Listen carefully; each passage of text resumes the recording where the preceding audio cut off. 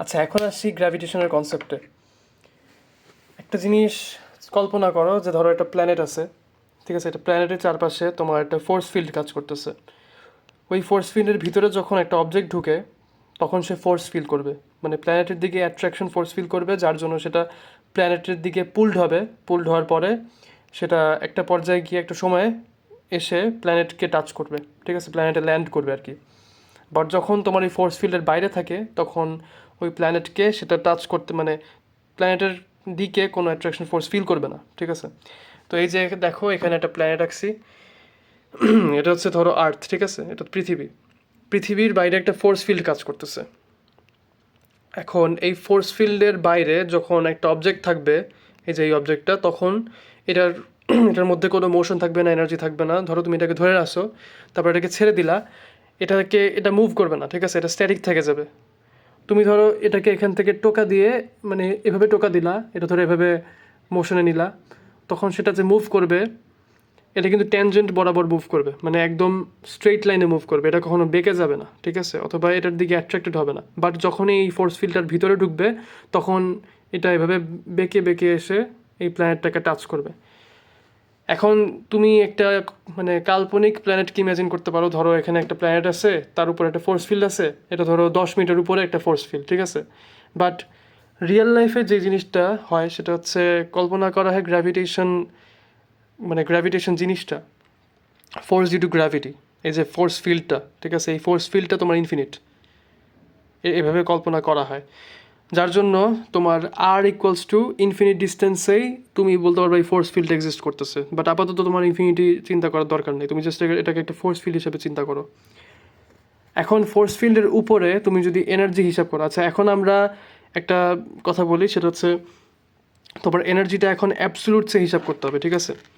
যেমন তুমি জানো এই যে একটা বিল্ডিং, এই যে রাস্তা, ঠিক আছে? তুমি এতদিন একটা কাজ করে আসছো, সেটা হচ্ছে এই বিল্ডিংয়ের উপর যদি একটা অবজেক্ট থাকে আর এই বিল্ডিংয়ের হাইট যদি তোমার এইচ হয়, তখন তুমি হিসাব করছো যে এই অবজেক্টের পোটেনশিয়াল এনার্জি হবে mgh, ঠিক আছে? বাট তুমি কিন্তু এভাবে চিন্তা করে দেখো নাই যে রাস্তাটা যদি এখন তোমার একটা পাহাড় হয় আর পাহাড়ের নিচে যদি নদী থাকে, তখন ওই নদীর রেসপেক্টে যদি এটার হাইট এইচ থাকে, তখন কি এটা একটা পোটেনশিয়াল এনার্জি আসবে না? আর সেটা কি এটার থেকে ভিন্ন হবে না, মানে আরও বেশি পোটেনশিয়াল এনার্জি হবে, ঠিক আছে? এখন আরেকটা কেস চিন্তা করি। ধরো একদম আমি সেন্টার অফ গ্র্যাভিটি থেকে, মানে পৃথিবীর সেন্টার অফ গ্র্যাভিটি যেটাকে বলে, সেখান থেকে এটার পোটেনশিয়াল এনার্জি আমি হিসাব করলাম, ঠিক আছে? এই এইচটা ধরলাম এবার। তো এখন তো আরও বেশি ডিফারেন্ট আসবে, তাই না? যার জন্য তোমার যখন পোটেনশিয়াল এনার্জি হিসাব করো, in case of work power energy আমরা রিলেটিভ একটা মানে ধরি, পোটেনশিয়াল এনার্জি ধরি, ঠিক আছে? সেই রিলেটিভ পোটেনশিয়াল এনার্জিটা কেমন, সেটা হচ্ছে এই যে এই এইচটার জন্য, মানে সেন্টার অফ আর্থ থেকে এই এইচটা আর সেন্টার অফ আর্থ থেকে তোমার এই এইচটা, ঠিক আছে? এটা থেকে আমরা এটাকে মাইনাস করি, মানে বলতে পারো জিনিসটা কিছুটা এরকম, এই যে এটা মাইনাস এটা, এই যে এই লাইনটা থেকে যদি তুমি এই লাইনটা মাইনাস করো, তখন তুমি জাস্ট এই হাইটটা পাও না? যার জন্য আমরা এই হাইটটা দিয়ে কাজ করি, ঠিক আছে? সো আমি বলতে পারবো যে potential energy at this height যদি ইউ হয়, অথবা ইউ নট দেই, আর এটা যদি পোটেনশিয়াল এনার্জি অ্যাট সারফেস, মানে যেই সারফেসেই বলটা ফল করবে, ঠিক আছে, এখানে পড়বে, এটা যদি তোমার ইউ হয়, জাস্ট ইউ, তখন আমি বলতে পারবো এটা U naught minus U equals to তোমার mgh, বুঝছো? মানে এই potential energy with respect to earth, মানে এখানে কিন্তু রিলেটিভ পোটেনশিয়াল এনার্জি না, এখানে আমি একদম অ্যাবসোলুট সেন্টার থেকে যে হাইটটা বা যে দূরত্বটা, সেটাকে আমি আর বলতে পারি এখন, আর এইচ না, আর রেডিয়াস আর কি, বুঝছো? আর নট বললাম এটাকে, আর এটাকে বললাম আর। এখন আমি যে পোটেনশিয়াল এনার্জিটা পাবো, এই দুটাকে যদি মাইনাস করি আমি তোমার এই mgh-টা পাবো, ঠিক আছে? তার মানে আমরা যে mgh-টার কথা বলি, মানে পোটেনশিয়াল এনার্জিটার কথা বলি, সেটা কিন্তু তোমার অ্যাবসোলুট পোটেনশিয়াল এনার্জি না, এটা হচ্ছে তোমার রিলেটিভ পোটেনশিয়াল এনার্জি। অথবা তুমি বলতে পারো যে এই দুইটা পোটেনশিয়াল এনার্জির মধ্যে ডিফারেন্স, তার মানে ডিফারেন্স অফ পোটেনশিয়াল এনার্জি। অথবা তোমার এই লেভেল থেকে এই লেভেলে আসার জন্য যতটুকু এনার্জি ডিফারেন্স তৈরি হইতেছে, বুঝছো, এনার্জি ডিফারেন্স। সো এখানে তোমার এক এনার্জি, এখানে তোমার আরেক এনার্জি, এটা একটা লেভেল চিন্তা করো, এটা একটা লেভেল চিন্তা করো। সো এই লেভেলে আসলে তোমার এনার্জিটা বেড়ে গেল, মানে পোটেনশিয়াল এনার্জিটা বেড়ে গেল তোমার পজিশনের জন্য। বাট এটা কিন্তু তোমার মানে এখানে তুমি যদি বলো যে তোমার এনার্জিটা জিরো আর এখানে তোমার ইউ, সেটা কিন্তু ভুল হবে। এখানে আসলে তোমার এনার্জিটা মানে পোটেনশিয়াল এনার্জিটা কিন্তু জিরো হইতেছে না। কেন? কারণ তোমার কিন্তু একটা হাইট এখনও কাজ করতেছে। তুমি একটা জিনিস চিন্তা করো যে এই যে পোটেনশিয়াল এনার্জি, এই জিনিসটা তৈরি হইতেছেই কিন্তু তোমার গ্র্যাভিটির মাধ্যমে, তাই না? তো এখন গ্র্যাভিটি যেই অবজেক্টটা থেকে আসতেছে, যে এই আর্থ থেকে তোমার গ্র্যাভিটি আসতেছে না, গ্র্যাভিটি জিনিসটা তো তোমার এটার সেন্টার থেকে আসতেছে। তুমি যখন হিসাব করবা মানে potential energy due to this object, তখন নিশ্চয়ই তোমার এই অবজেক্টের সেন্টার থেকে জিনিসটা হিসাব করতে হবে। তুমি যদি এখন ভিন্ন একটা পয়েন্ট থেকে মনে করো এই যে এই পয়েন্ট থেকে এই পয়েন্ট, তুমি এখানে একটা এইচ দিয়ে দিলে MGH, সেটা তো সেন্স মেক করবে না আসলে, বুঝছো জিনিসটা? তুমি ধরো এখানে একটা প্ল্যাটফর্ম রাখলা আর এখান থেকে তুমি এখন একটা জিনিস ফালাইলা, তুমি এটাকে এইচ ধরতেছো। এখন দেখো জিনিসটা কজ করতেছে হচ্ছে তোমার এই যে এই হাইট ডিফারেন্সটা, তাই না? এই জিনিসটার কজ করতেছে আসলে, বাট তুমি ধরতেছো এখান থেকে। আসলে যে কাহিনীটা হয়েছে সেটা হচ্ছে এটা হচ্ছে তোমার একটা ডিফারেন্স অফ হাইট, বুঝছো, মানে ডিফারেন্স অফ পোটেনশিয়াল এনার্জি। এই পোটেনশিয়াল এনার্জি ডিফারেন্স হওয়ার জন্য তোমার এখান থেকে এখানে এনার্জিটা ভিন্ন। সো এই ডিফারেন্সটা থাকার জন্য তোমার এখান থেকে যখন এখানে আসে তখন একটা কাইনেটিক এনার্জি তৈরি হয়ে যায়, ঠিক আছে? বাট তুমি যদি একদম সব রেস্ট্রিকশন, সব বাধা সরায় দিতা, একদম সব বাধা সরাই দিছো, এখন তোমার এই যে এই বিল্ডিংটাও নাই, তোমার এই যে সারফেসে যত অবজেক্ট ছিল কিছুই নাই, তোমার পৃথিবীর উপর যত মানে পৃথিবীতে যে মাটি টাটি আছে, বুঝছো, সব কিছু তুমি সরাই দিছো, জাস্ট ম্যাচটা একটা পয়েন্টে আছে, ম্যাচটা আছে বাট অন্য কিছু নাই, ঠিক আছে? পৃথিবী থেকে যত মাটি আছে, যত বেডরক আছে, যত লাভা আছে, সব কিছু সরাই দিলা, জাস্ট তুমি সেন্টার অফ আর্থটা রাখছো, ঠিক আছে? তুমি কল্পনা করো সেন্টার অফ আর্থটা খালি রেখে দিছো, আর কিচ্ছু রাখো নাই, বাকি সব কিছু সরাই দিছো।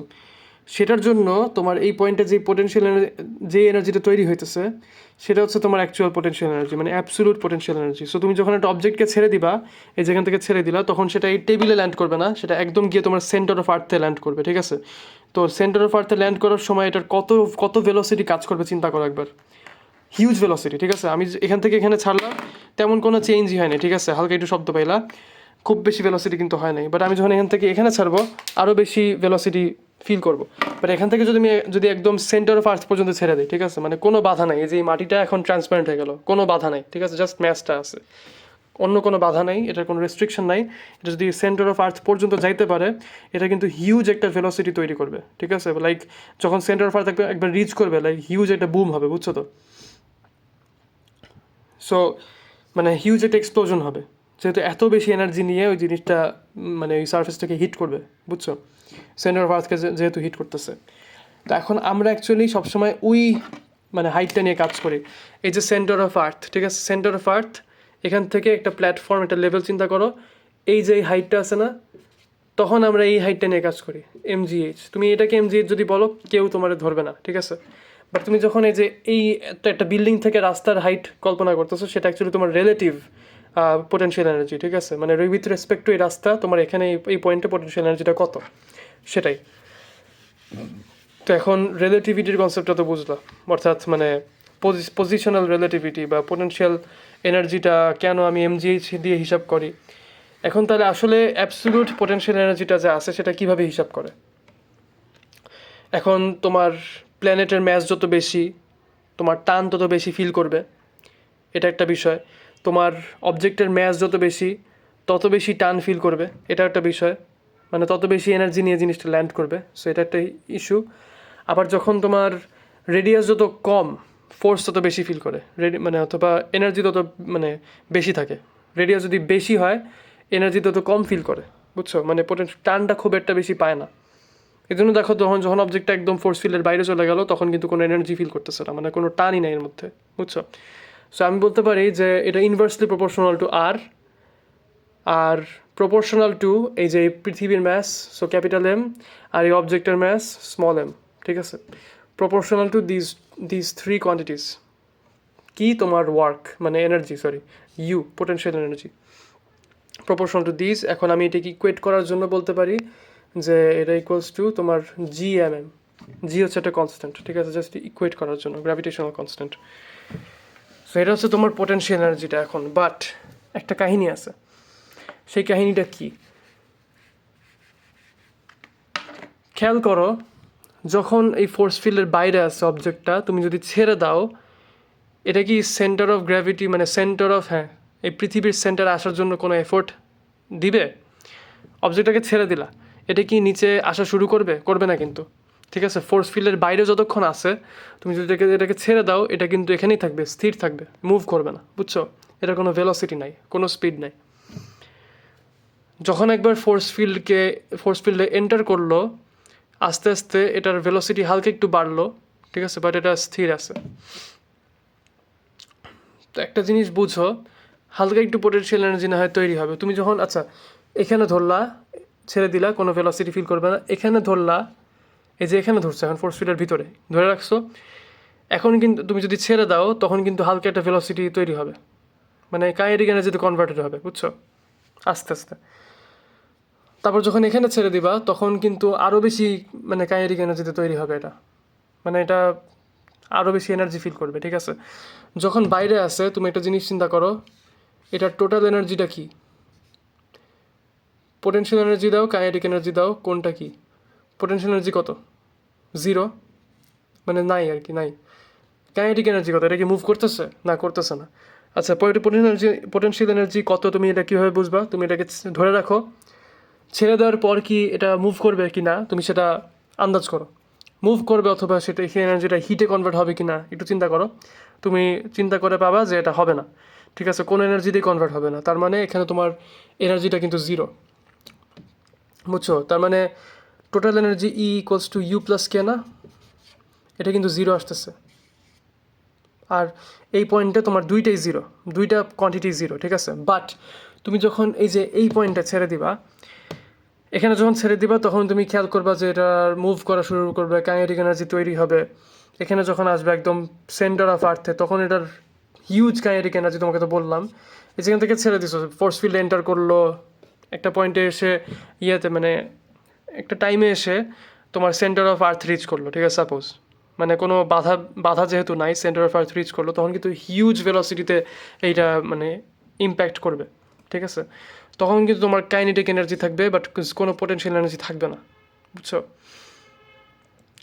তো এখন তুমি দেখতেছো যে যখন সেন্টার অফ আর্থে চলে আসলো, এই যে আমি সেন্টার পয়েন্ট দিলাম, আমি এটাকে এই যে এই একটা অ্যারো, এটা হচ্ছে তোমার আর রিপ্রেজেন্ট করতেছে পৃথিবী থেকে কত উপরে আছে, ঠিক আছে? এই পয়েন্টে তোমার R = 0, মানে একদম সেন্টার অফ আর্থে আছে, এক্সিস্ট করতেছে। আর এই পয়েন্টে তোমার R =∞ ধরো, ঠিক আছে? তখন এই পয়েন্টে আসি, যখন ইনফিনিটিতে আসে, তোমার কার্ভটা আমি দেখাইছি, কার্ভ না তো মানে তোমার গ্রাফটা দেখছো যে ইউ আর কে এর গ্রাফে তোমার কোনো ইয়ে পাও নাই, মানে কাইনেটিক এনার্জি বা পোটেনশিয়াল এনার্জি পাও নাই, মানে পুরোটা 0, ঠিক আছে? এই পয়েন্টে আসো। এখন এই পয়েন্টে তুমি কি বলবা এনার্জি কত? ইউ আর কে আছে, তাই না?